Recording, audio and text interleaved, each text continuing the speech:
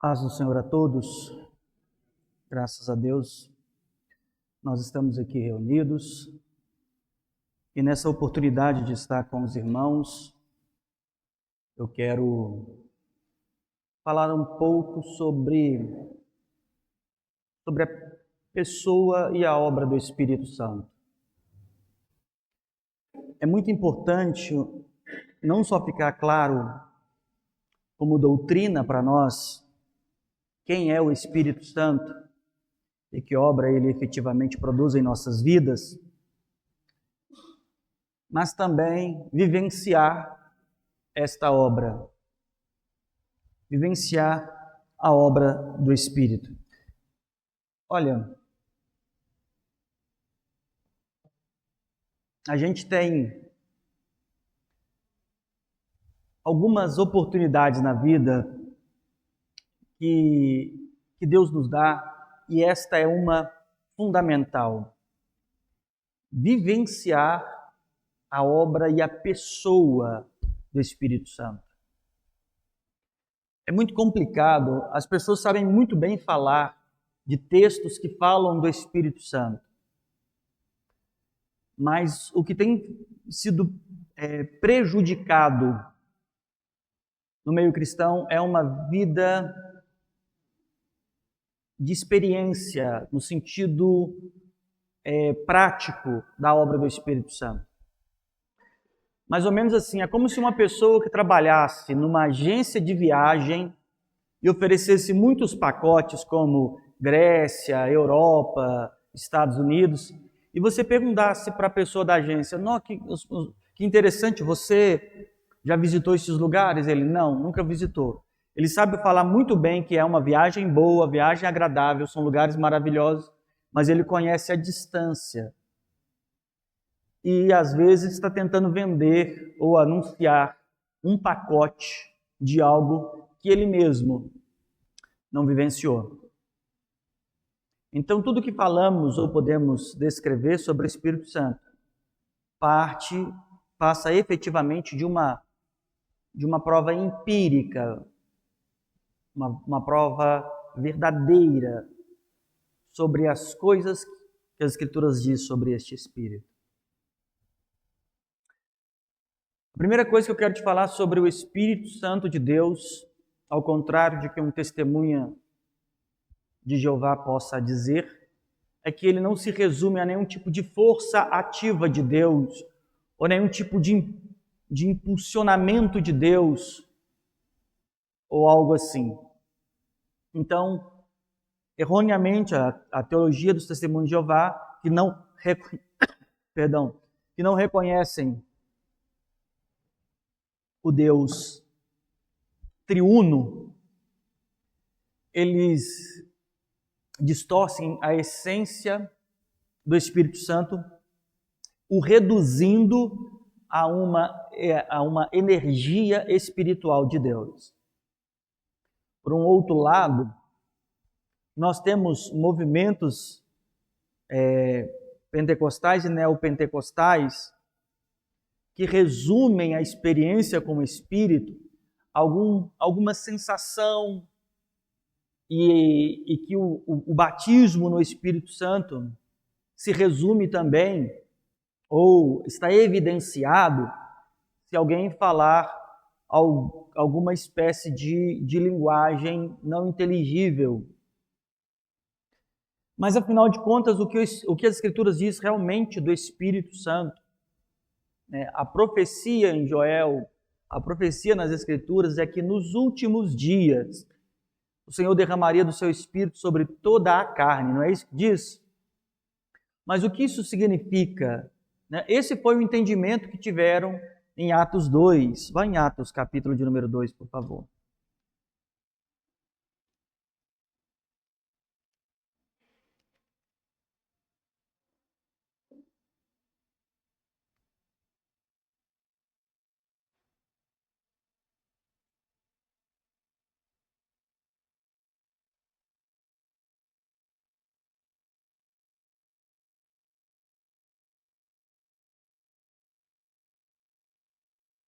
Versículo de número 1.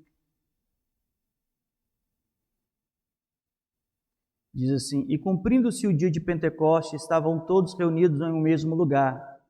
E de repente veio do céu um som como de um vento veemente e impetuoso, e encheu toda a casa em que estavam assentados. E foram vistas por eles línguas repartidas, como de fogo, as quais pousaram sobre cada um deles. Então, nesse momento aqui, foi cumprida a promessa que estava tanto no profeta Joel, como em outras partes das Escrituras, que era o que viria a acontecer, né? O derramamento do Espírito sobre a igreja. A promessa que o Senhor Jesus Cristo havia dado também em Lucas 24, dizendo: ficai em Jerusalém, até que do alto vocês sejam revestidos de poder. Abre aí, Lucas, por favor. Lucas, capítulo de número 24.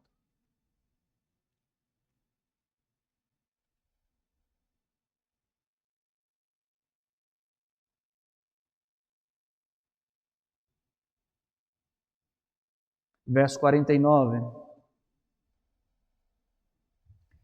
E eis que sobre vós envio a promessa de meu Pai. Ficai, porém, na cidade de Jerusalém, até que do alto sejais o quê? A promessa do Pai é aquelas que estavam nas profecias da antiga aliança, confirmada pelos lábios do Senhor Jesus, que vai dizer no Evangelho de João, capítulo 14, capítulo 15 e capítulo 16, sobre a obra e a pessoa do Espírito Santo. Ele dizia que seria dado o Espírito Consolador, o Espírito que guiaria na verdade. Lembra disso? Isso foi oferecido por Deus através do Senhor Jesus Cristo. Porém, para que o Espírito pudesse vir, uma dispensação deveria se cumprir. A dispensação da lei. Por quê? Porque Paulo já deixa bem claro em Romanos que a lei do Espírito me livrou da lei do pecado. Até nos momentos do Senhor Jesus ainda vivia-se a obra da lei. Porém, na sua morte e ressurreição, houve ali a inauguração da dispensação do Espírito, ou ministério do Espírito, em que Paulo chega até dizer em Coríntios, fazendo um paralelo, que na primeira dispensação, Moisés tinha uma glória transitória, gradativa, que ia desaparecendo. Nós, porém, temos uma glória permanente, um Espírito permanente, uma glória permanente. Essa é a dispensação do Espírito Santo. Então, o Senhor nos garantiu que daria o Espírito Santo, deu o Espírito Santo. E em Lucas 24, ele diz que seríamos revestidos de poder, Lucas 24, 49. Então, o que o Espírito viria fazer sobre a vida da igreja é gerar nela potencial. O poder aqui é potencial, capacidade. Capacidade. Então, capacidade potencial para ser e fazer alguma coisa. Então, por isso que nós não podemos chamar qualquer histeria coletiva de poder do Espírito Santo. Nós temos que olhar que seria dado uma competência a alguém, ou aquele público, ou à geração da igreja, ao receber o Espírito Santo. Agora, uma coisa que era impossível à natureza humana, seria proporcionalizada por Deus através do Espírito Santo. E o que era impossível à natureza humana.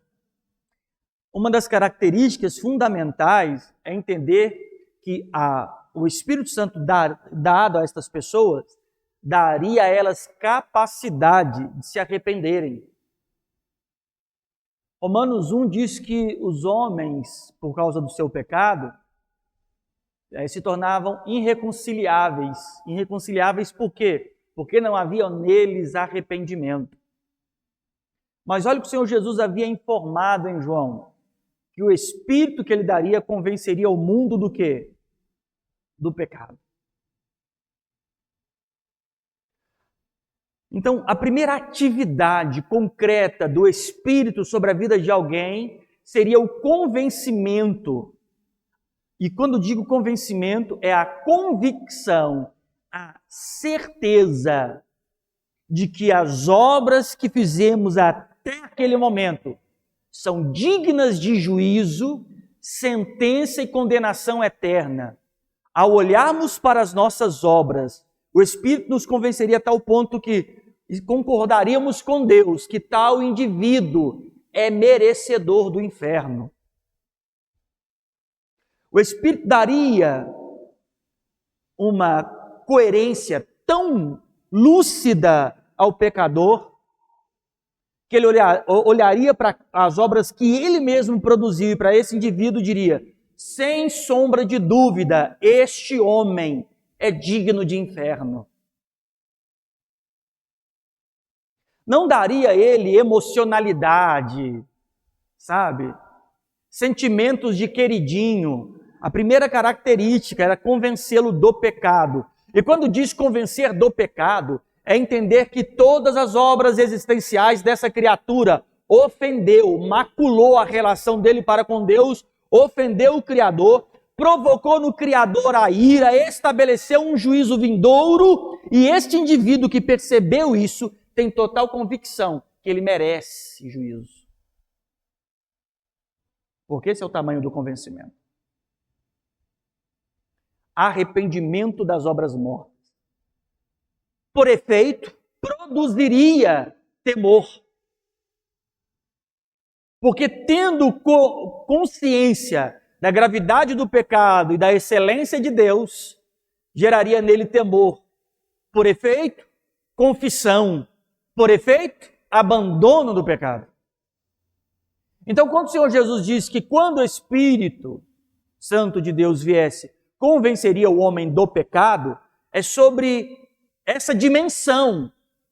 Não é sobre uma obra aqui e outra lá. É sobre reconhecer obras miseráveis. Paulo, cheio do Espírito Santo, ele chega a dizer que dos pecadores, ele era o maior. Ele era o maior.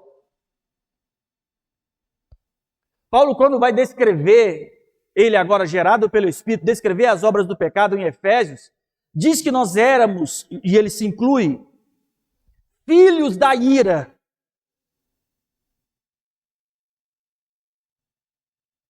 O sentimento que o filho pródigo teve a voltar à casa do pai, em arrependimento e consciência, dizendo: chegarei lá e direi ao pai, contra ti e contra os céus pequei. É o sentimento ou o íntimo de quem realmente recebeu o Espírito Santo. A segunda característica que esse Espírito dado à igreja promoveria aos que tal recebe era uma outra competência, que ele diz, daria poder, uma outra competência. Isso aqui antecede qualquer atividade de dons eloquentes, isso antecede, é antes. Primeiro é arrependimento, um arrependimento profundo, consciência de pecado, a gravidade diante de Deus. A segunda é uma competência, uma capacidade de andar na verdade. Visto que as Escrituras deixam bem claro, em Romanos diz que seja em todo tempo Deus verdadeiro e todo homem o quê? Mentiroso. A condição da natureza humana demanda uma vida prática na mentira. É impossível existir um homem sobre a terra que não tenha flertado com a mentira. Mas a obra do Espírito Santo vai trazer uma coisa impossível, porque o homem vivia em mentira. Olha aqui como o Senhor vai tratar isso no Evangelho de João. Evangelho de João, capítulo de número 8.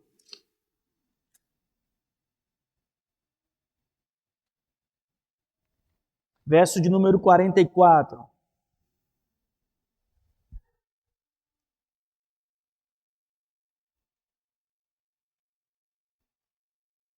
diz o seguinte: vós tendes por pais a quem? Quem? O diabo. E quereis satisfazer os desejos do vosso pai. Ele foi homicida desde o princípio. Desde o princípio. E não se firmou no quê? Na verdade. Porque não há verdade nele. Quando ele profere mentira, fala do que lhe é próprio. Porque é mentiroso e o que mais? Mentiroso e pai da mentira. Então a obra do pecado nos filiou a uma obra satânica que é a mentira.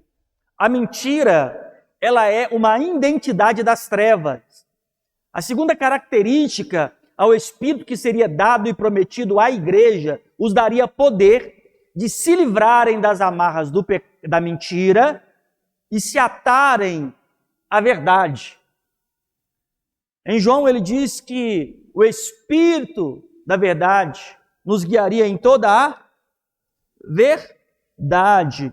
Olha o que está dizendo no verso 44. Vós tendes por pais o diabo e quereis satisfazer o desejo do vosso pai. Foi homicida desde o princípio, não se firmou na verdade, porque não há verdade nele. Quando profere mentiras, fala de si mesmo, do que lhe é próprio, porque é mentiroso e o que é mais? Pai da mentira. Agora vai em 1 João, capítulo de número 3. 1 João, capítulo de número 3. Versículo de número 8. 1 João 3,8 diz assim: quem comete o pecado é de quem? Do diabo. Porque o diabo peca desde o... Mas para isso se manifestou o Filho de Deus. Para o quê? Desfazer. Em João 8,44 diz que a obra do diabo é a própria mentira e o homicídio. Agora Cristo se manifesta para desfazer isso. E como ele se manifesta? Na morte, justifica os nossos pecados, nos remindo daquilo que merece, nos limpando de nosso pecado e nos livrando daquilo que merecemos, a condenação. Na ressurreição,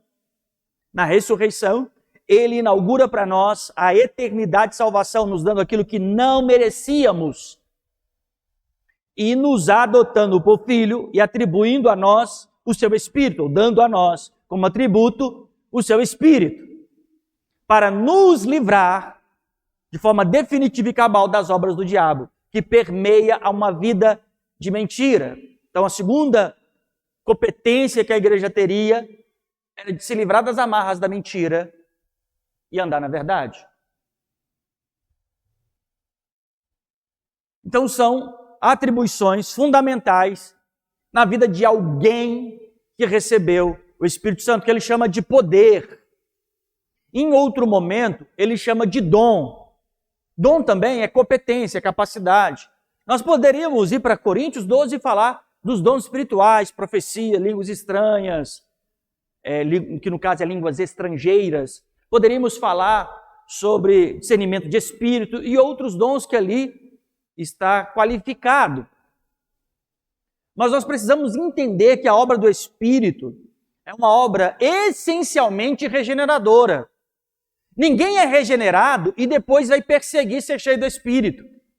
Porque o sistema religioso entende o seguinte: primeiro você converte, talvez por uma competência pessoal, cognitiva, você fez uma matemática lá de que não, realmente eu preciso de Jesus, é como se isso viesse de você e você vai e recebe Jesus, ou como o meio evangélico até diz, né, de forma estranhíssima, né, você vai lá e aceita Jesus, né, como se na verdade, como se ele que estivesse implorando por alguma coisa, somos nós que precisamos que ele nos aceite.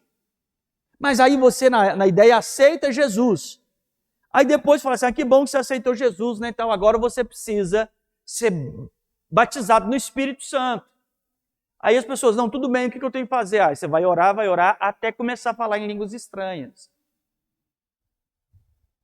Só que, se você for no meio cristão, nesse mesmo meio, existem pessoas que estão há anos e não falam as tais línguas. E perseguem, oram, jejuam. Outros falaram de uma noite por dia. Mas o Espírito seria derramado sobre toda a carne. Entende isso? Ele começou a derramar isso coletivamente. Ele deu a aqueles 100 e poucos irmãos que estavam no dia de Pentecostes, e depois começou a dar a toda a igreja. Quando diz toda a carne, é porque era restrita a obra do Espírito a figuras específicas na Antiga Aliança. A unção de reis, a unção de sacerdotes, a unção de profetas, eram específicas a obra do Espírito sobre indivíduos em causas e momentos específicos. Quando diz sobre toda a carne, não está dizendo que cada pessoa na face da terra receberia o Espírito Santo, mas que não ficaria mais restrito a esse grupo seleto e nem a nação de Israel. Os gentios começaram a receber o Espírito, mas toda a igreja salva recebe o Espírito. Até mesmo porque, quando Paulo vai começar a descrever sobre os dons espirituais, antes de falar sobre profecia, línguas e qualquer coisa, ele fala do testemunho. 1 Coríntios, melhor dizendo, 1 Coríntios, capítulo de número 12.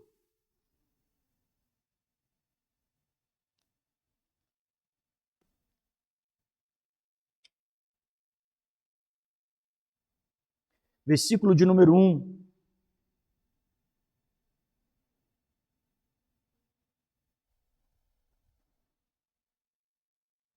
Diz assim: acerca dos dons espirituais, não quero, irmãos, que sejais o quê? Ignorantes. Vós bem sabeis que erais gentios, levados aos ídolos no mundo conforme eram guiados. Ele está dizendo, olha, eu quero que vocês não sejam ignorantes, não ignorem essas informações que eu quero dar. Vocês antigamente andavam na idolatria de suas religiosidades. Aí o verso 3. Portanto, vos quero fazer compreender que ninguém que fala pelo Espírito de Deus diz que Jesus é maldito. E ninguém pode dizer que Jesus é Senhor, senão pelo quê? Ele está dizendo que uma pessoa cheia do Espírito Santo nunca negará ou amaldiçoará a natureza de Cristo. E ninguém nunca reconhecerá a plenitude de seu senhorio se não for promovido por uma obra do Espírito Santo. Então entenda, o Espírito Santo não é um Espírito para o mundo, é para a igreja. Olha o que o Senhor Jesus diz, o Espírito que o mundo não pode o quê? Então o mundo não está recebendo o Espírito Santo. Quem está recebendo o Espírito Santo é a igreja. E esta igreja, ao receber o Espírito Santo, fica evidenciado quando ela consegue entender a dimensão do senhorio de Cristo, a grandeza do senhorio de Cristo.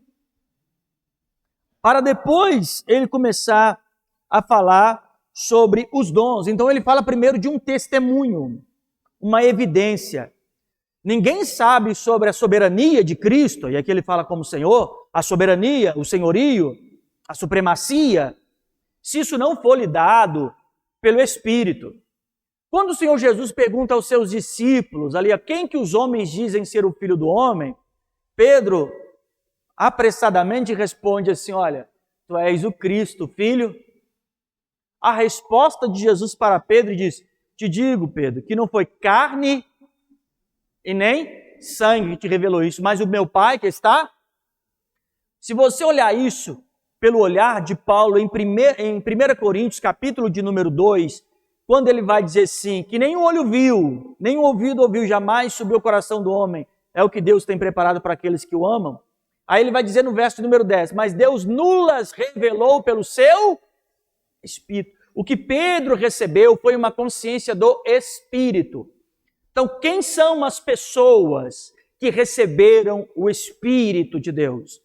São aquelas que têm plena convicção de seus pecados, os confessa e deixa. São aqueles que são guiados na verdade do reino, nas Escrituras e na vida prática. É aqueles que o reconhecimento do senhorio de quem Cristo é, a confissão de quem Cristo é, e não uma confissão verbal, mas uma confissão pública e existencial, testemunha de Cristo, logo tem o Espírito de Deus. Quem dá mau testemunho, quem profere mentiras, quem não anda na verdade e aquele que não confessa os seus pecados, nem de longe tem o Espírito de Deus. porque ele é um espírito cujo mundo não pode receber. Então, foi dado o Espírito. Outra característica que o Espírito Santo produz em nós é uma consciência de salvação. O Espírito Santo produz em nós uma consciência de salvação não pautada na minha ideia de que eu calculei, né, o saldo de pontos para saber se eu vou para o céu ou se eu vou para o inferno. Porque quando você fala sobre segurança de salvação, para muitos religiosos, isso vai soar como prepotência, porque está pressupondo que você fez um saldo de gols, né, ali, e viu que na pontuação total você mais acertou do que errou e, portanto, merece o céu. E não tem nada a ver com isso. Segurança de salvação tem a ver com certeza do chamado de Deus ao arrependimento, a conversão, o abandono das obras mortas, a certeza de que Deus te chamou para a vida eterna. Romanos capítulo de número 8.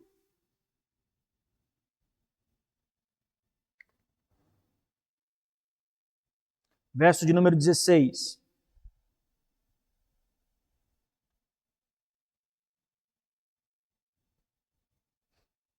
Diz assim: o mesmo Espírito, que é o Espírito de Deus, testifica com o quê? Com o nosso Espírito, que somos o quê? Filhos de Deus. E se somos filhos, somos logo o quê? Herdeiros também. É uma questão lógica. Ele me recebeu por filho, logo participo de sua herança. Herdeiros de Deus e co-herdeiros de Cristo. Se é certo que com ele padecemos, para que também com ele sejamos o quê? Certeza de salvação. Certeza de salvação. Eu sou filho. Se eu sou filho, logo sou o quê? Vamos ler, irmãos. Herdeiros. Herdeiros do quê? Da promessa.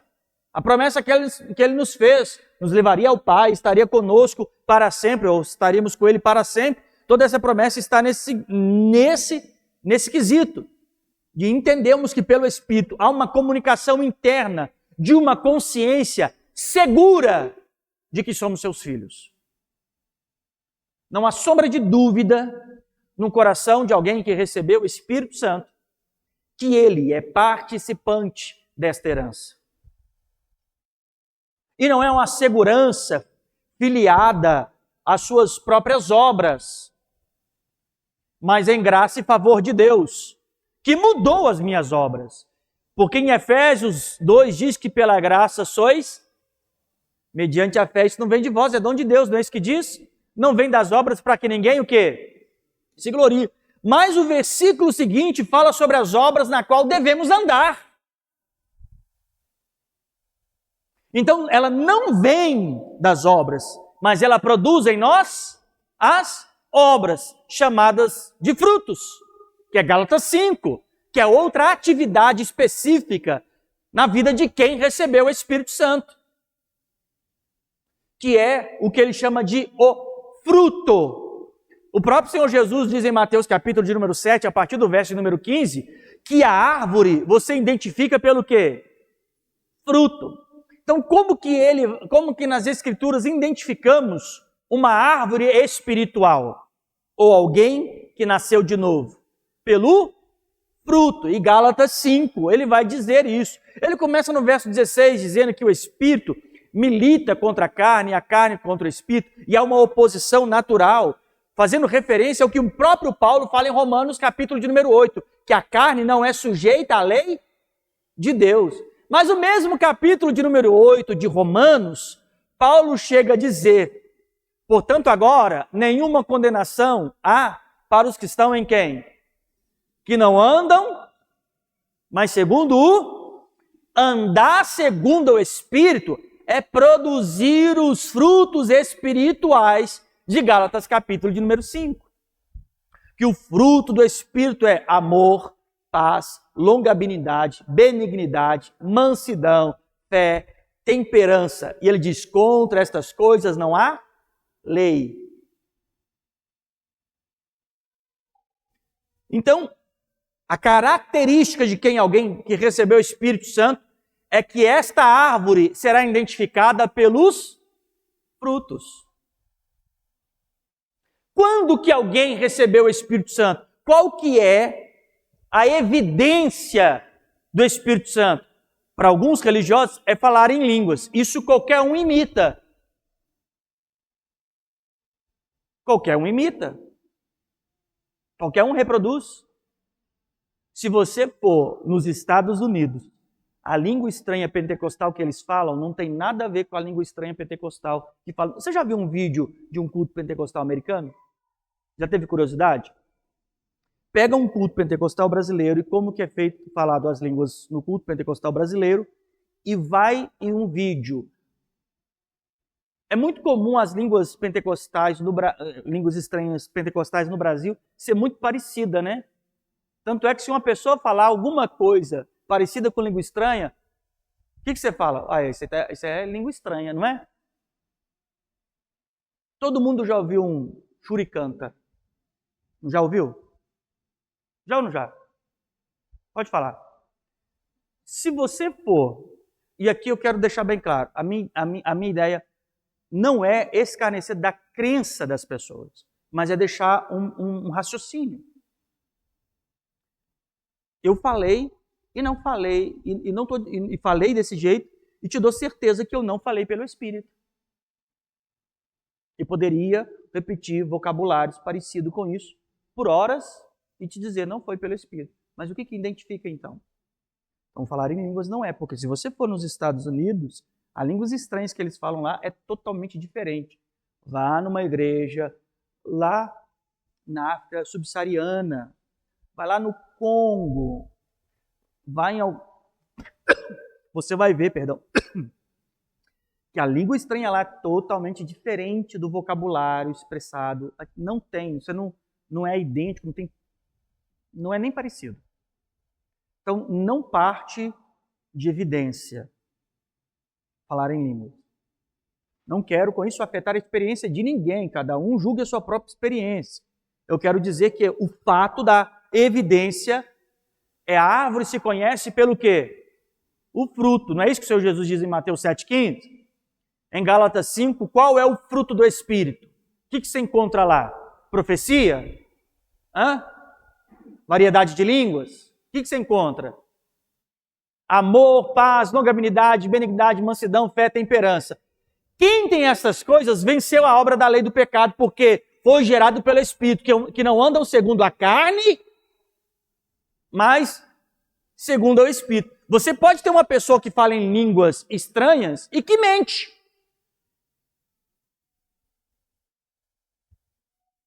Mas você nunca terá uma pessoa que vive na verdade e ao mesmo tempo na mentira. Por quê? De uma mesma fonte não pode sair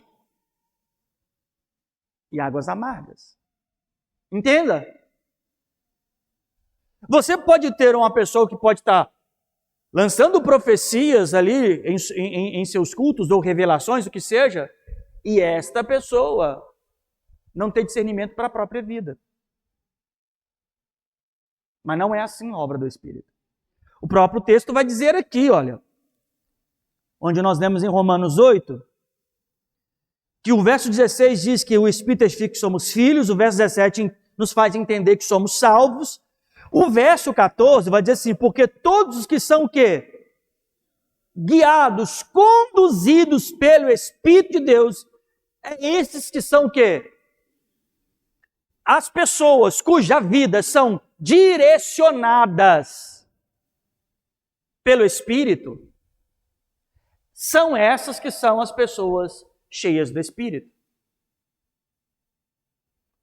Aqui ele está querendo dizer o seguinte, que os conduzidos pelo Espírito, conduzidos ao quê? Na verdade, guiados na verdade, conforme João. Estas pessoas são elas que são os filhos, e o Espírito testifica que somos filhos, e nos convence disso, nos dando convicção de nossa herança.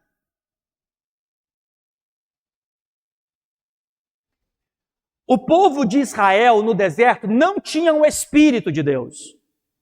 Isso estava restrito à vida de Moisés. Ao ponto que Deus chega a dar um argumento para Miriam e aquela geração, dizendo assim, ó, com vocês, eu falo através do meu servo Moisés, através de profecias. Mas com meu servo Moisés, como é que ele falava? Porque era dado a ele descia com a face iluminada, lembra disso?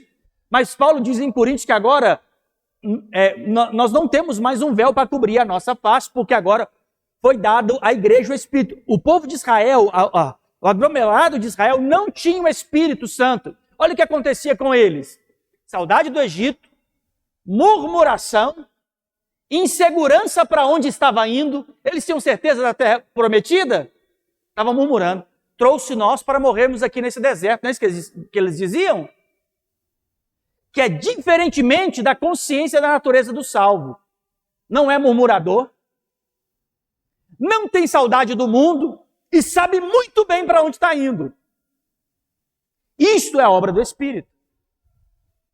Tem convicções que são para ele caras e são inegociáveis. O Espírito nos convence de que somos salvos e somos guiados à verdade, somos conduzidos na verdade, convencidos do pecado, temos consciência da supremacia do senhorio do Senhor Jesus e produzimos frutos que deixa isso latente e evidente, como Gálatas 5.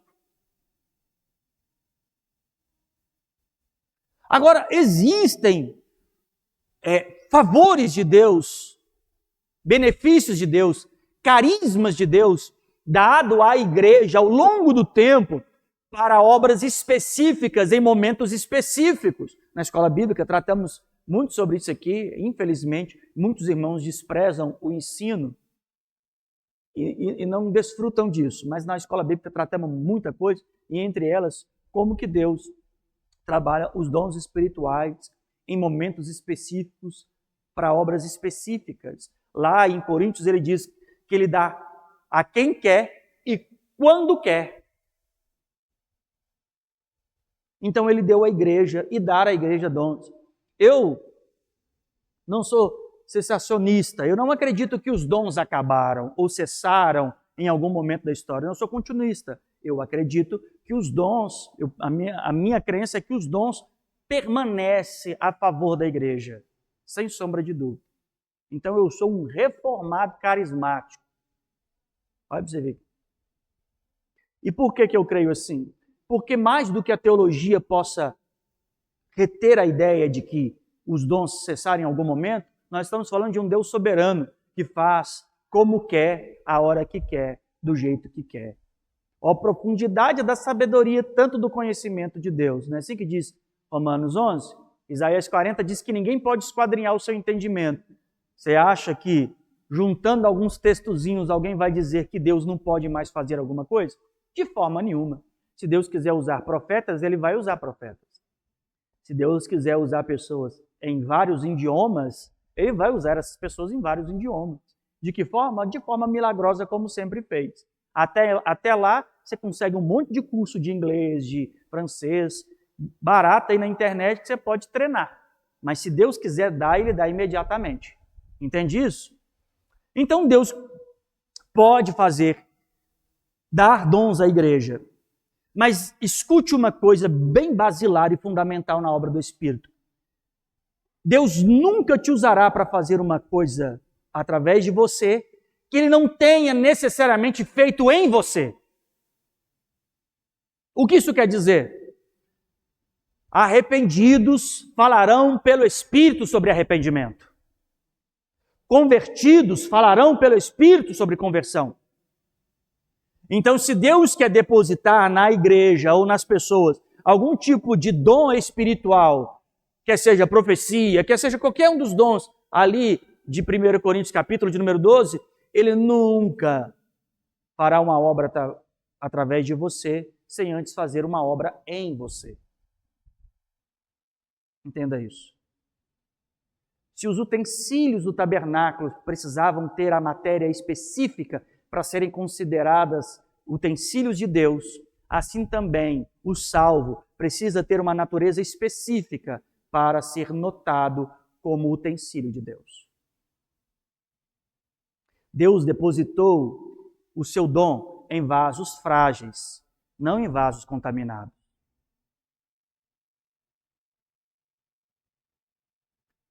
Então o Espírito Santo produz uma obra bem específica e, sobretudo, a manifestação da consciência da vontade de Deus. 1 Coríntios.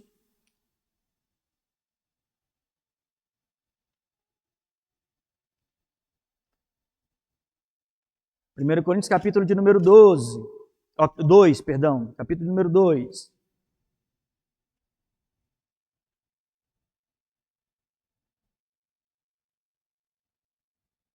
Primeiro Coríntios, capítulo de número 2.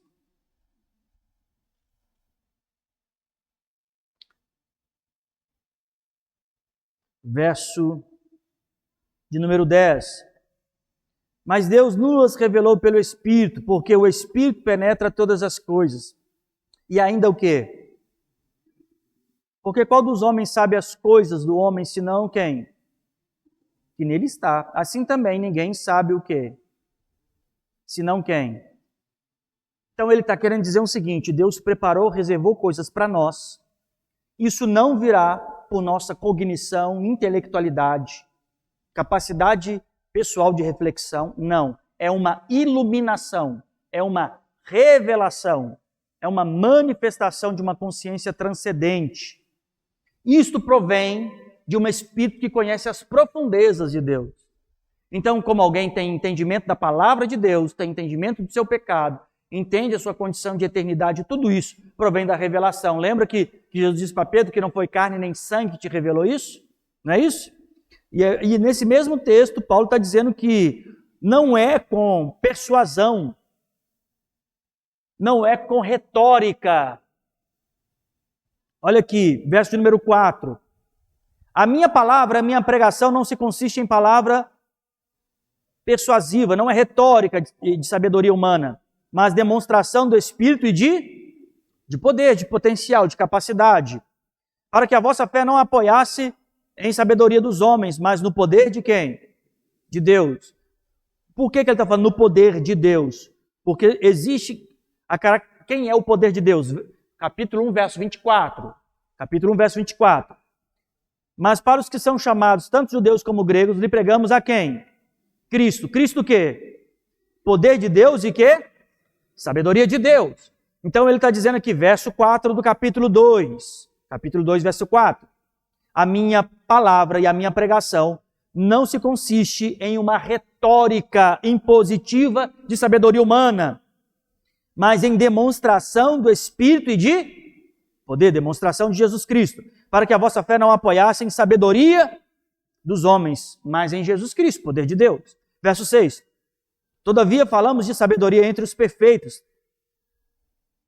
não porém a sabedoria do mundo, nem dos príncipes deste mundo que se aniquilam, mas falamos da sabedoria de Deus, oculta em mistério, a qual Deus ordenou antes dos séculos para a nossa glória. Que mistério é esse? Colossenses 1 vai dizer, Cristo, mistério que esteve oculto desde a fundação do mundo, que nos foi revelado pelo Espírito. Aí ele vai dizer no verso de número 9, 2 Coríntios, como está escrito, as coisas que o olho não viu, o ouvido não ouviu, e nem subiu ao coração do homem, são as que Deus o quê? Preparou. Ele usa o termo coisas no versículo de número 9, em alusão a Isaías 64:4, mas aqui não são no sentido de coisas, qualquer coisas. Aqui coisas é uma coisa específica. A sabedoria e o poder de Deus desde o capítulo de número 1, que os gregos queriam sabedoria, os judeus queriam poder. Mas isso foi revelado em nossos corações pelo Espírito, e não pela uma palavra persuasiva, ou não por uma eloquência no discurso, palavras muito bem utilizadas, mas reveladas pelo Espírito. Verso de número 10 do capítulo 2. Mas Deus nulas revelou por quem? Pelo seu Espírito, porque o Espírito penetra todas as coisas, ainda mais as profundezas de Deus. Porque qual dos homens conhece as coisas dos homens, senão o Espírito do homem que nele está? Assim também, ninguém sabe as coisas de Deus, senão o Espírito de Deus. Mas nós não recebemos o Espírito do mundo, mas o quê? O Espírito que provém de Deus, que saiu das profundezas de Deus. Eu quero que você saiba de uma coisa. Não é uma força ativa, não é um pozinho mágico. Deus criou todas as coisas a partir da manifestação de seu Espírito. O pó da terra se tornou gente a partir do seu Espírito. Agora ele está dizendo que este Espírito profundo de sua existência foi dado a nós. Não foi qualquer Espírito. Não foi Espírito para gritar, para rolar, para bagunçar a reunião. Não. Olha o Espírito que foi dado. 11. Porque qual do homem sabe as coisas dos homens, senão o Espírito dos homens que nele está? Assim também ninguém sabe as coisas de Deus, senão quem? Verso 12. Nós não recebemos o Espírito do mundo, mas o Espírito que provém de Deus, para que pudéssemos o quê? Gritar? Não, pudéssemos o quê? Conhecer o que é nos dado. De que forma? Gratuitamente. Verso de número 13. As quais também falamos, não com palavras de sabedoria humana, mas com as que o Espírito Santo, o quê? Ensina a profundeza de Deus agora, doutrina a igreja. O Espírito, tá vendo? Não é sobre profundidade teológica, não é sobre estruturação teológica, é sobre experiência pessoal, no sentido de alguém que experimenta da revelação do reino de Deus. Olha o verso 13, assim também falamos como palavras, não falamos com palavras de sabedoria humana, mas como as que o Espírito Santo ensina, comparando as coisas espirituais com o quê? Verso 14, ora, o homem natural o quê?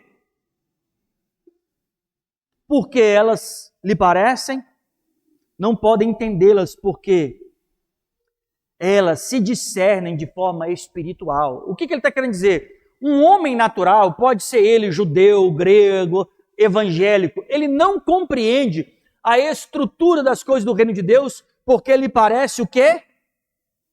O que lhe parece, irmão? Verso 14. Ora, o homem natural não compreende as coisas do Espírito de Deus porque lhe parece o quê? Loucura. Olha o capítulo 1, verso 18. Porque a palavra da cruz é o quê? Loucura para os que perecem, mas para nós que somos o quê? Salvos, certeza de salvação. Olha para você ver. Ele enche a boca para dizer, nós que somos o quê? Salvos. O que é? Poder de Deus. O poder de Deus. Então o Espírito Santo, quando é dado de forma legítima, a igreja sai da profundeza de Deus para a profundeza do homem, dando ele convicção de que o que é loucura para o mundo, que é a palavra da cruz, é o meio e meta de vida dele. Ele vive por esta cruz. Ele vive por esse sacrifício. Agora, enquanto as pessoas dizem, ele é louco, ele deixou tudo. Ele deixou tudo. Tem gente que deixa a profissão. Tem gente que deixa as metas da vida, sonhos no meio do caminho, coisas seguras. Olha, Pedro deixou a pescaria. Mateus deixou as finanças romanas. Outros discípulos, Paulo deixou tudo. Ele teve por perda. Isso lhe parece loucura? Um homem que tinha segurança de vida, um homem que tinha qualificações, um homem que era bem quisto e visto na sociedade judaica e romana, agora, porque recebeu o Espírito Santo, parece um louco. Ele deixou tudo. Não era sobre ele manter a mesma vida medíocre, frequentando alguma denominação local de sua região. Não era isso. Ele recebeu um Espírito que converteu e arrancou dele toda a comodidade de vida. Estevão era um jovem em que ele recebeu a fé e ele fazia um serviço muito regular na igreja. Ele tinha o costume de evangelizar, pregar um belo momento. Esse jovem que foi chamado para cuidar ali das viúvas, ele foi confrontar o sinédrio, o conselho judaico, o juízo judaico, onde sentenciava pessoas que, pela lei, a lei das escrituras, da Torá, levavam as pessoas a júri. Eles não, à luz do que eles entendiam, eles não cometeriam um crime se o sinédrio concordasse que aquele homem era um blasfêmio e o apedrejasse, porque estava na lei. E ele foi e enfrentou estes homens e pregou estes homens e morreu por causa da verdade. Mas o texto em Atos vai dar o exemplo e o testemunho, vai dizer que Estevão era um homem de bom testemunho e cheio do Espírito Santo. Não há relato de que ele fez bagunças em suas reuniões, em que ele parecia um aloprado, mas a insanidade atribuída a ele é que ele tinha um futuro pela frente, mas optou morrer pela verdade. É o que lhe parecia loucura, e essa é a mensagem da cruz.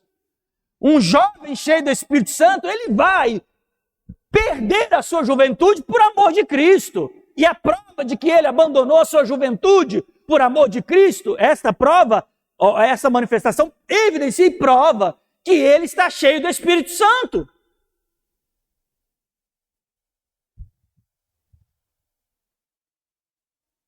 É isso. É quando um homem olha para a vida de pecado e passa a desprezar aquilo e perseguir uma vida de maior profundidade com Cristo, tendo prejuízos na sua vida irreparáveis.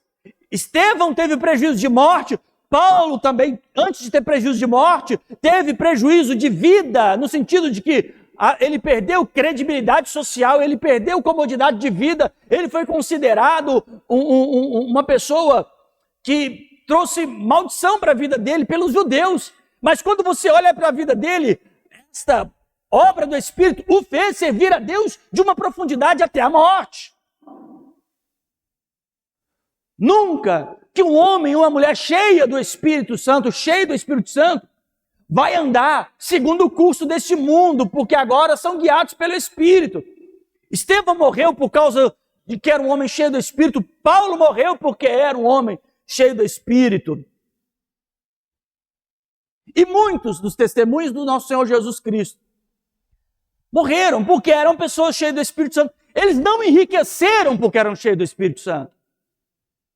Eles não tiveram posições favorecidas porque eram cheios do Espírito Santo. Eles não construíram impérios porque eram cheios do Espírito Santo. Eles perderam a própria vida porque eram cheios do Espírito Santo. Viveram em prejuízo. O Espírito Santo promove uma obra de apoderamento. As Escrituras vão nos dizer em Coríntios que nós fomos comprados como uma habitação. 1 Coríntios aí mesmo, capítulo de número 6.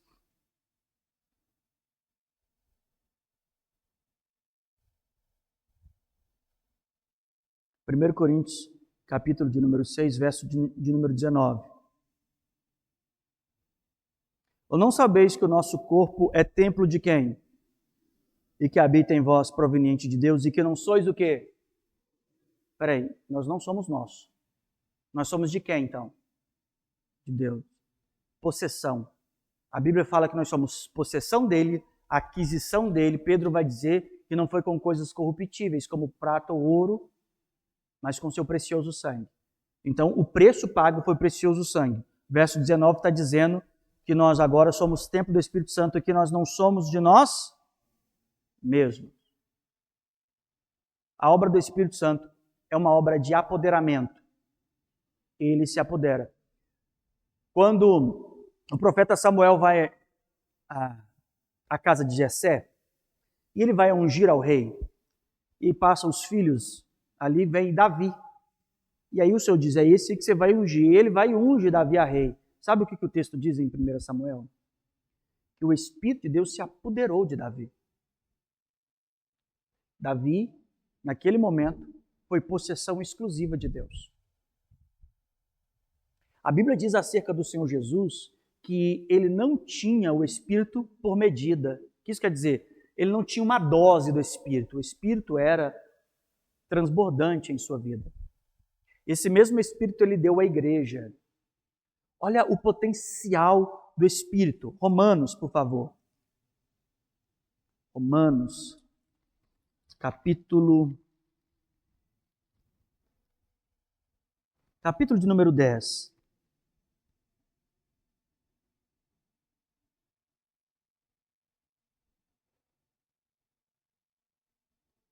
Diz assim, Romanos capítulo de número 10, verso de número 6. Mas a justiça que é pela fé diz assim, olha que ele vai citar Deuteronômio. Não diga em teu coração, quem subirá ao céu, isto é, a trazer do alto a Cristo? Ou, quem descerá ao abismo, isto é, a trazer dentre os mortos a Cristo? Ele tá fazendo o seguinte, ele está interpretando o que está dizendo Deuteronômio, sobre quem subirá ao céu para trazer o mandamento, ou descer ao abismo. Agora ele coloca sendo Cristo. É como que ele lança a pergunta, mas quem subiu ao céu para trazer a Cristo? Essa é uma pergunta. Ou, melhor, quem desceu ao abismo, verso de número 7, quem desceu ao abismo para trazer dentre os mortos? Ele mesmo já havia respondido isso. Romanos, capítulo de número 6.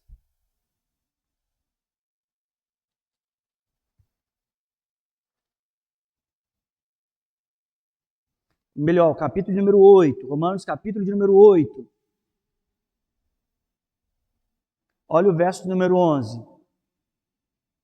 E se o Espírito daquele que dos mortos ressuscitou a Jesus habita em vós, aquele que dos mortos ressuscitou a Cristo também vivificará o vosso corpo mortal pelo seu Espírito, que em vós o quê?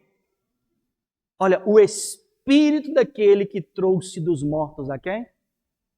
Quem é que trouxe dos mortos o nosso Senhor Jesus? Através de quem? O Espírito ressuscitou a carne fragilizada de Cristo em vida novamente. O Espírito que trouxe Jesus dos mortos. Quem desceu ao abismo? Então a pergunta do capítulo 10 está respondida. Quem desceu ao abismo para trazer a Cristo? Quem? O Espírito Santo. Então tá. Quem então esse mesmo Jesus ressuscitado nos deu? Poxa, o Espírito ressuscitou Jesus Cristo dos mortos, mas não consegue colocar um crente na linha? Estranho. Você não acha estranho, não? Ele ressuscitou dos mortos. Ele estava todo ensanguentado, sem couro nas costas, sem a pele toda ferida, as mãos, os pés, a cabeça, todo ferido. Um cadáver. O Espírito de Deus passou por aquela porta de pedra, aquela portaria de pedra, entrou dentro daquele sepulcro, passou o tecido que o envolvia, entrou dentro dele e aquele cadáver ficou de pé. Aí ele diz, olha, não vou deixar vocês órfãos, eu vou para o Pai, mas vos darei o Consolador, o Espírito, o mesmo Espírito que eu tenho. Agora, um Espírito que ressuscitou Jesus Cristo dos mortos, o crente que tem o Espírito Santo não fica de pé. Entenda, ou este Espírito é uma fábula,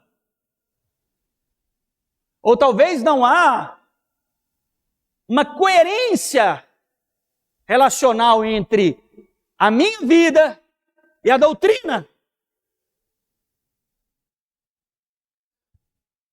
Gente, isto aqui é fundamental. O crente é convencido pelo Espírito. Ele ressuscitou dos mortos. Vamos ler o texto de novo. Capítulo de número 8, versículo de número 11.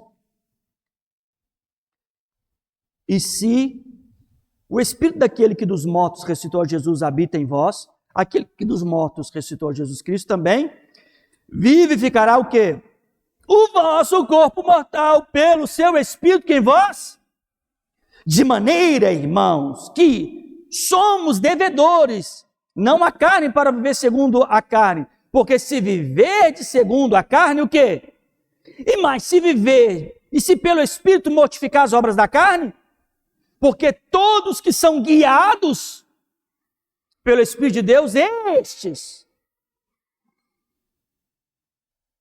Verso 15, porque não recebemos o espírito de escravidão, para outra vez andardes em temor ou em insegurança, aqui no contexto.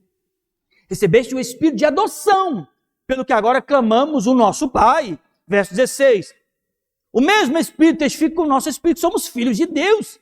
E se somos seus filhos, logo somos herdeiros de Deus.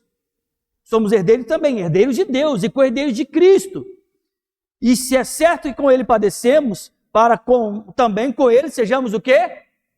Cristo padeceu, sim ou não? Foi glorificado? Quem ressuscitou Jesus dos mortos? Assim também é o Espírito que foi dado à igreja.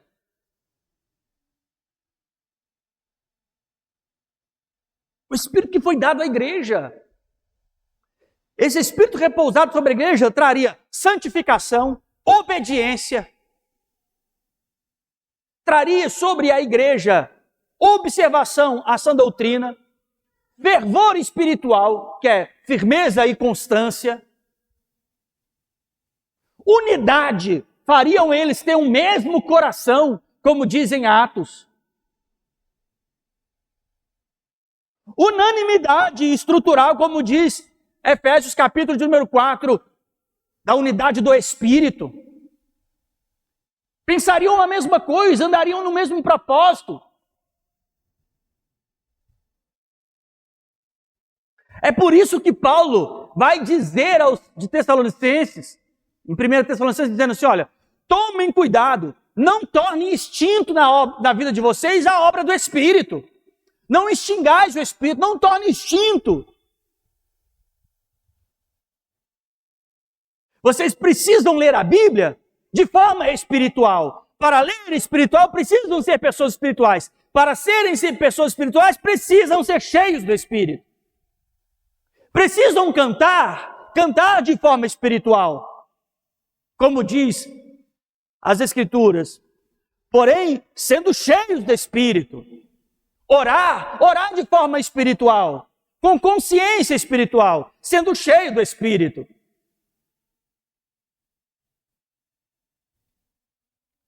Mas o Senhor Jesus, Ele é muito sábio e muito perfeito. Porque Ele nos instrui em Lucas uma coisa interessante, para pedir. Porque poderíamos dizer assim, poxa, fazendo uma análise aqui, uma análise frio, de forma grosseira, então, lascou, deu ruim, deu PT, porque como que diante destas coisas eu posso ser um homem cheio do Espírito Santo? Talvez essa seria a questão, né? Como que eu posso ser uma pessoa cheia do Espírito Santo?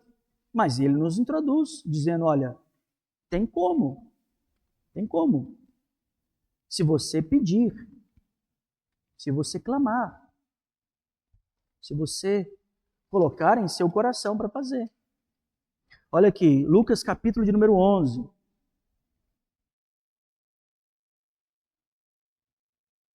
Verso de número 11.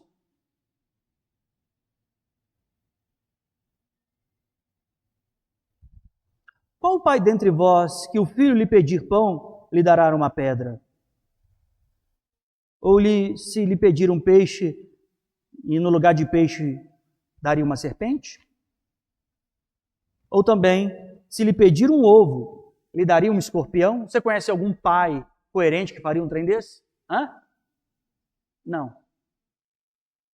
Normalmente o pai e a mãe, quando o filho está com fome, ele vai arrumar um jeito de fazer coisa de comer. Não é isso? Não vai dar pedra, vai dar pedra? Não. Olha o verso 13. Pois se vós, sendo maus, sabeis dar boas dádivas aos vossos filhos, quanto mais quem? Vosso Pai Celestial, o Espírito Santo, aquele que o quê? Lhe pedirem. Aí você diz, mas estas coisas me faltam. O texto diz. Verso de número 9. Olha o que o texto diz. Eu vos digo a vós, pede, buscai, batei. Por quê? Qualquer que pede, o que acontece com ele? Pronto. Olha o que diz em Tiago, pede e não recebeis, porque pedis para gastar no quê? Nos seus próprios.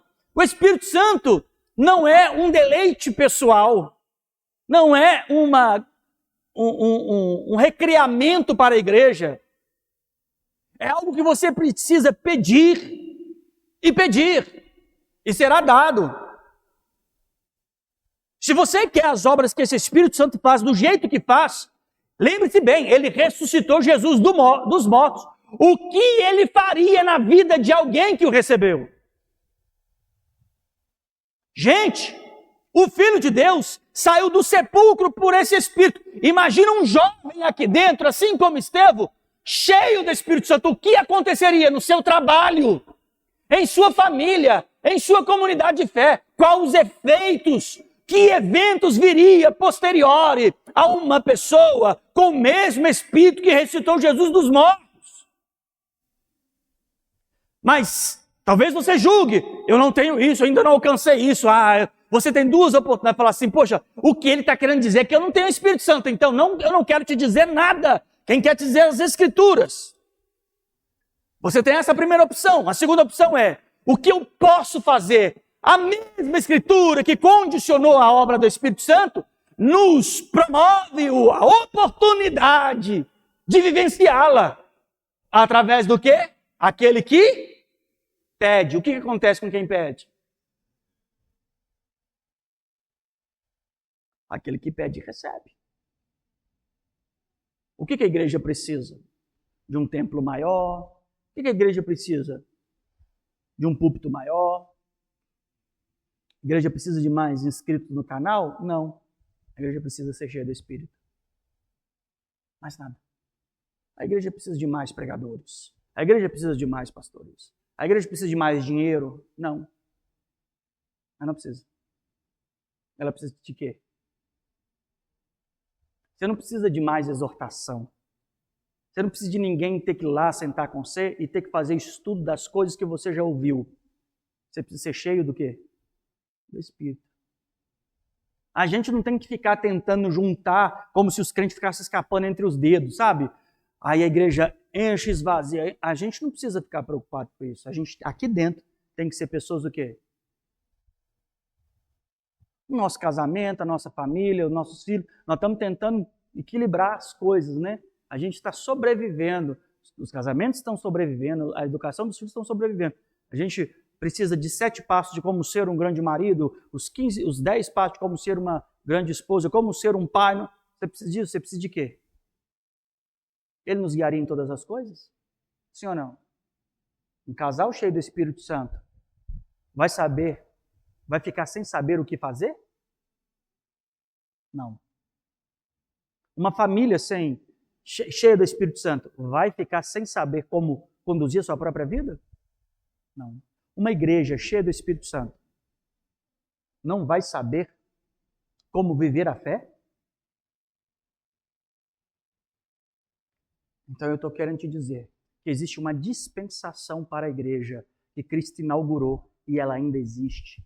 É a dispensação do seu Espírito, dada a cada um que clamar. Se você realmente entrar para o teu aposento, cumprir o que diz em Mateus e buscar ao Senhor, falar assim, eu quero ser um homem cheio do Espírito Santo, eu quero ser uma mulher cheia do Espírito Santo. Para quê? Aí na sua cabeça não é para pregar mais, Ai, é para cantar. Não, na sua cabeça é para obedecer ao Senhor como diz as Escrituras. É para conhecer o Senhor como o Senhor realmente é. Porque o que o pastor falou é bonito, mas eu quero ver pegando em mim. Eu quero ver o negócio em mim.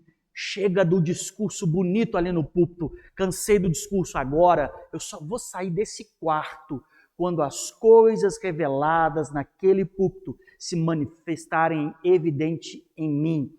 É como se Deus antigamente falou, sabe? Criou coisa, mas quando ele foi falar com Moisés, ele pegou uma sarça insignificante em meio a um deserto e inflamou ela com sua glória. Aquela sarça foi o meio pela qual parou Moisés, fez Moisés prostrar uma hortaliça seca, um deserto. Foi inflamado por Deus e mudou a história de Moisés e de toda aquela geração e refletiu em nós. Assim também nós, como sarças secas, em nosso quarto de joelhos dobrados, dizendo: eis aqui um pecador que quer ser cheio do Espírito Santo, dê-me a revelação da sua obra, convença-me das minhas misérias. Eu só saio daqui quando fizer de mim a sarça em meio a essa geração desértica. Sairão jovens evangelizadores de dentro daquele quarto. Sairão homens convictos do seu papel dentro do reino de Deus. Mulheres que sabem muito bem quem são para o propósito da salvação e da pregação do Evangelho. Não terá mais crentes inertes. Sabe o que vai surgir? Um verdadeiro avivamento, que é onde o Espírito de Deus está. Ali há liberdade. Fique de pé, vamos orar.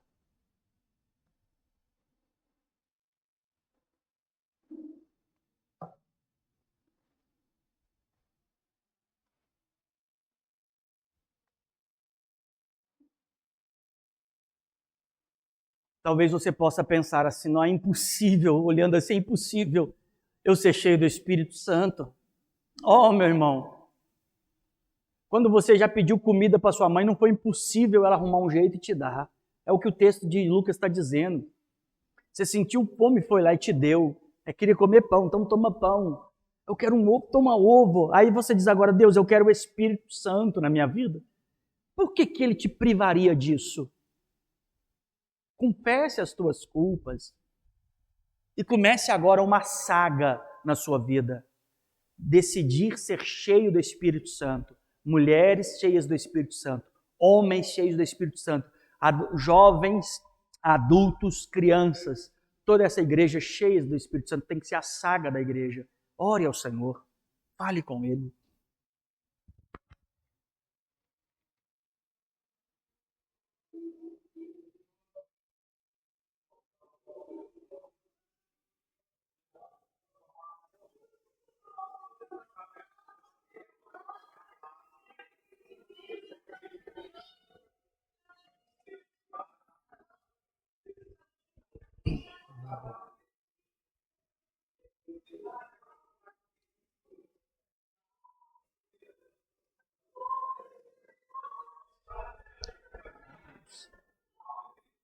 Maravilhoso. Espírito Santo de Deus.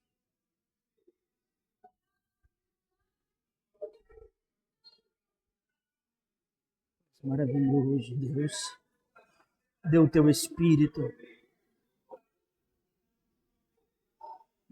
Dê o teu Espírito, ó Pai, para a igreja. Nos faça, Deus, viver esta obra verdadeira, Pai.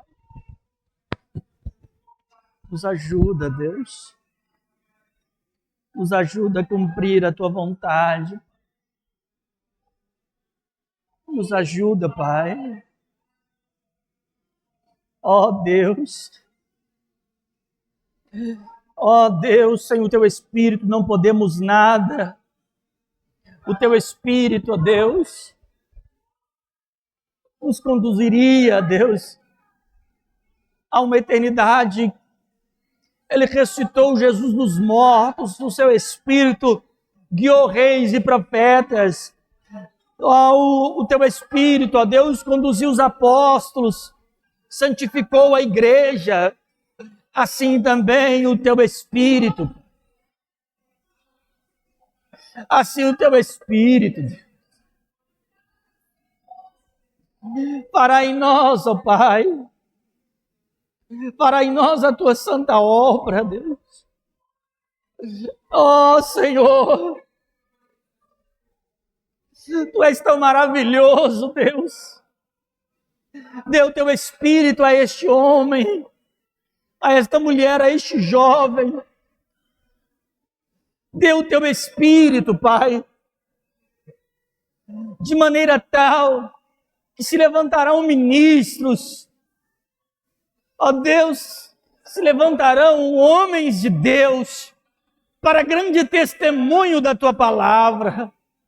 Levantarão mulheres castas, santas, ó Deus, que irão ser, ó Pai, exemplo em santificação e temor. Levantarão jovens, ó Deus, separados deste mundo, sem envolvimento com a carne. Meu Deus, Espírito Santo, Espírito de Deus, que desde o princípio se moveu sobre a face das águas. Espírito de Deus, que desde o princípio deu a palavra profética aos profetas e operou obras grandiosas, que veio sobre o Filho de Deus, o ressuscitou dentre os mortos, veio sobre a igreja nos seus primórdios. A ti eu clamo e te peço entre nós. Assim como um filho pede o pão em meio à fome, assim como um filho pede, ó Deus, o mantimento em meio à fome é atendido pelo Pai. Assim, ó Deus, a fome e sede em nossos corações de tua presença e de teu aperfeiçoamento. Dê o teu Espírito à igreja. Dê o teu Espírito à igreja, para que falem com ousadia e vivam em ousadia e santificação. Aleluia. Você pode aplaudir o Senhor Jesus?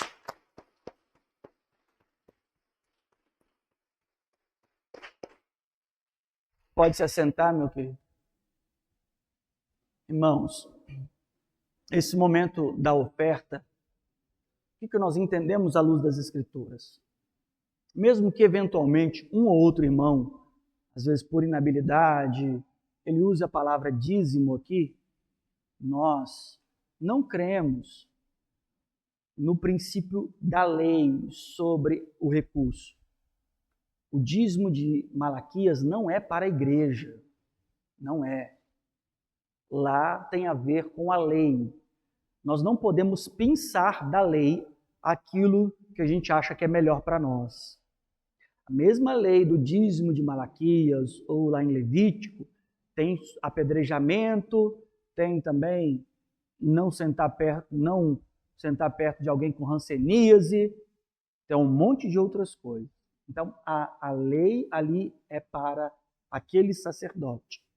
As Escrituras dizem em Hebreus que mudando o sacerdote faz necessariamente a mudança da lei. Paulo estabelece para a igreja a livre oferta. A livre oferta. E olha, vai por mim, desde o dia que eu ensinei isso, nós só levamos prejuízo. Só levamos prejuízo. Porque quando as Escrituras dizem que cada um contribui segundo o seu coração, tem gente que parece que não está tendo nem coração. Entende? Ele recebe os seus recursos, congrega, ele recebe a palavra, sabe? Ele tem o auditório, ele tem conselho, ele tem orientação, ele tem os recursos, tem água, tem luz, tem tudo isso. Ele usufrui disso, mas o seu coração endurecido pela ignorância o faz privado da graça. Porque Paulo chama isso de uma graça. Né? Ele fala que ofertar é uma graça. Então eu quero te convidar a se comprometer com isso. Sabe? Nós podemos dizer, olha, os recursos são poucos e tal. Irmãos, muitos irmãos que não são contribuintes. Quando dão aleatoriamente em algum momento da sua história, mas a maioria das vezes não são contribuintes. Vocês viram aqui na nossa ceia o tanto de irmãos que está ali? Se eu te disser Se eu disser que nem 20% daqueles irmãos são contribuintes da congregação. Entenda? Nem 20% deles. Existem irmãos que são contribuintes assíduos, né? E por que nós sempre pedimos? Porque nós precisamos manter isso aqui com folga, não há motivo para termos trabalho. Quando temos trabalho em manter isso aqui, não é por causa da economia do país, não. É por causa do coração das pessoas. Porque, olha, menos de 20% mantém aquilo que os 100% estão usufruindo. O coração desses menos de 20% estão abertos. A grande maioria está fechado. Então não se prive dessa graça. Hoje nós temos o recurso do Pix. Né? Do Pix. Se você não traz o recurso na congregação no dia da reunião, você pode, ao longo da semana, separando isso, sabe? Ou às vezes você que é autônomo espera juntar, programe-se semanalmente para cooperar, sabe? Faça de alguma forma que não vai ficar pesado para você e não vai deixar pesado para a congregação. Amém? Então, se tá no YouTube hoje? Tá? Tá não? Tá ou não tá? Não tá. Ah, tá. Então você tem aqui o QR Code. Gostaria também que os irmãos aí pudessem. Gostaria que vocês pudessem jogar no grupo da congregação, no momento da reunião, o QR Code aí e a chave Pix, porque talvez as pessoas não puderam estar, mas possam ajudar. Então, eu queria fazer esta análise e provocar você a essa reflexão. Irmãos, falta de cuidado nesse papel com a congregação é um problema cardio-espiritual.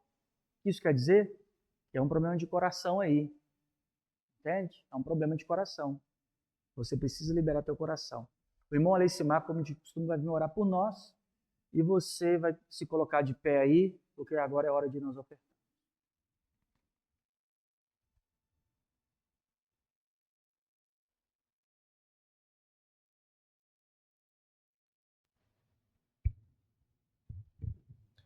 Paz, irmãos, você que trouxe a sua oferta, vamos orar agora. Senhor Deus, nós a te agradecemos, ó Pai, por inúmeros favores, ó Deus, e acima de tudo pela sua graça manifestada a cada um de nós, ó Pai. Ó Deus, o Senhor tem tido cuidado, ó Deus, de cada um, ó Deus, que tem congregado aqui conosco, ó Pai. Ó Deus, nenhum deles, ó Pai, com nenhuma necessidade, ó Deus. Ó Pai, e assim o Senhor tem dado força, sabedoria, Deus, para que possam trabalhar, ó Pai. Ó Deus, que esse mesmo Espírito que a nós foi anunciado nessa noite, ó Pai, ó Deus, possa convencer o coração desses irmãos, ó Deus, ó Pai, a fazer isso com alegria, Deus. Como dito, ó Deus, agora há pouco, ó Pai, não estamos aqui com nenhum interesse de ajuntar, ó Deus, riquezas, ó Pai, mas de apenas manter, ó Deus, as nossas despesas em dias, ó Deus, de maneira que possamos continuar, ó Deus, usufruindo desse auditório, ó Pai. Ó Deus, quantos aqui, ó Deus, entraram, ó Deus, por essas portas e o Senhor, pela sua palavra, Deus, através da vida dos ministros, ó Pai, ó Deus, alcançou o coração deles, ó Deus. Ó Pai, que não seja nós, os que estamos aqui há anos, ó Deus, a querer impedir, ó Deus, que mais pessoas entrem, ó Pai, por essa porta e sejam alcançadas, mas que nós venhamos, ó Deus, com corações alegres, satisfeitos e gratos, ó Deus, contribuir, sabendo, ó Deus, que a obra é do Senhor, ó Pai, é o Senhor é quem faz, é o Senhor é quem cuida, Deus, ó Pai, e aqui, ó Deus, eu oro e agradeço pela vida de cada um desses, ó Deus, que contribui conosco, ó Pai, e peço que o Teu Espírito Santo convença o coração daquele que ainda não pratica, que ainda não oferta, Deus, para que possa, ó Deus, para louvor do Teu nome, ó Pai, em gratidão e manifestação de amor aos irmãos, ó Pai, possam também contribuir conosco. Eu oro em nome de Cristo. Amém. Os irmãos podem trazer.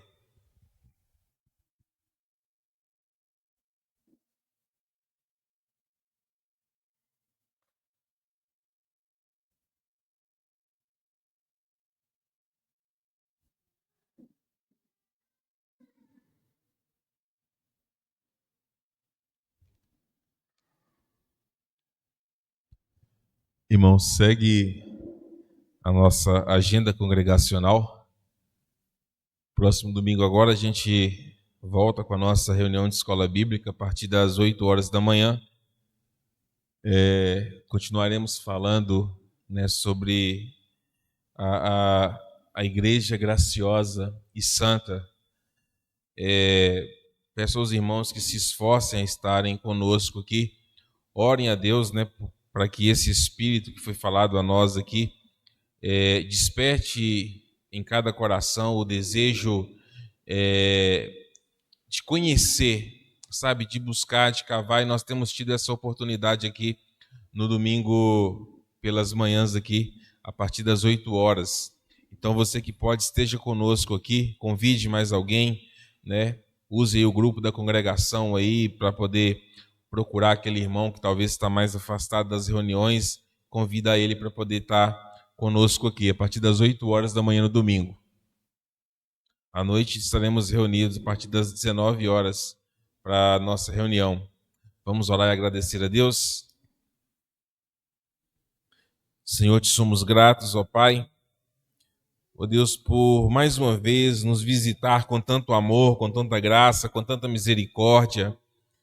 Ó Deus, a exortar-nos, ó Deus, a refletir, ó Deus, se de fato, ó Pai, temos em nós o Teu Espírito Santo, ó Pai, que possamos, ó Deus, sair, ó Deus, dessa reunião, ó Pai, ó Deus, e meditar, refletir, ó Deus, e dobrar diante de Ti, ó Pai, aclamar, ó Pai, porque o Teu Espírito, ó Deus, que é tão poderoso, ó Pai, se Ele verdadeiramente, ó Deus, se apossar de nós, ó Pai, toda a direção da nossa vida irá mudar, ó Deus. Então eu peço, ó Deus, que eu e os meus irmãos possamos, ó Deus, refletir, clamar ao Deus que pode nos conceder do seu Espírito.